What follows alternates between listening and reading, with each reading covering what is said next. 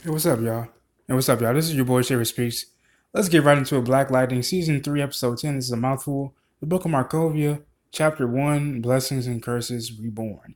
And emphasis on the Reborn part because, as we all know, we just got off of the highly anticipated CW crossover Crisis on Infinite Earths. And Jefferson is surveying how his reality is now that Earth Prime is a huge multiverse of all the multiverses combined. You know what I'm saying?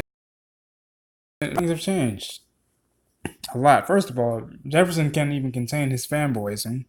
When he realizes he gets in contact with Gambi at first and says, "Look, Superman is real."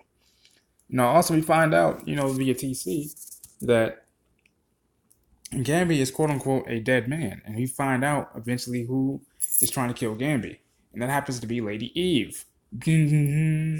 So that also means Lady Eve is now reborn, which means she's coming to take some souls with her. Now, if you guys don't remember who the hell Lady Eve is, back in season 1, she was played by Jill Scott, the wonderful and lovely Jill Scott, and she was killed in a shoot off, in the shootout, trying to remain control of Lynn, I guess part of the 100 gang at the time. You know what I'm saying? And so she's back now. And then also, Jefferson is having to deal with, and even Jennifer for that matter, is having to deal with both the resistance being mad at him for wanting to take control of things, as well as the ASA moving in on the resistance and the pod kids. You know what I'm saying? So also Jefferson has to deal with the fact that his wife Lynn, is the beautiful Lynn, is going through withdrawal symptoms from not having the green light. I mean, she went literally to the damn house to ransack the place just to find a dose of green light.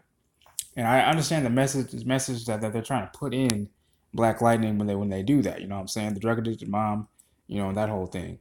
And so I could be wrong though, but I addressed this before. But anyway, to see Jennifer's to see that the college's lab at first of the ASA pit and so on.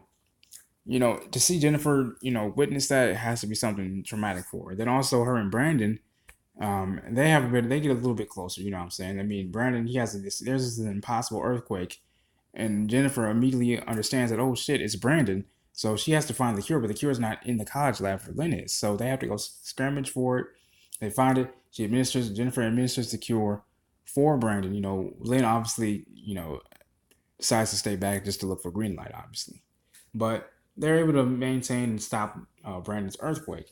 Now, in doing so, later on in the episode, Jennifer and Brandon get taken away by ASA. Now, mind you, Blackbird is in the mix too, fighting off the ASA agents, trying to rescue the pod kids. Speaking of which, Odell doesn't mind the pod kids being killed. I mean, at this point, everyone's all coming back into reality at this point. Hell, Jennifer had to come out of her own little safe space. You know what I'm saying? And she promised that she would kill Odell, and she wouldn't be the evil version of herself if she got out of there. That was that season cold opener. You know what I'm saying? With Jefferson trying to find and make communication with Gambi, and Jennifer trying to get out of her little white space, safe space. And so anyway, and this is something really interesting. While Brandon and Jennifer are actually in the back of this ASA truck, they realize that some of these soldiers have been chipped.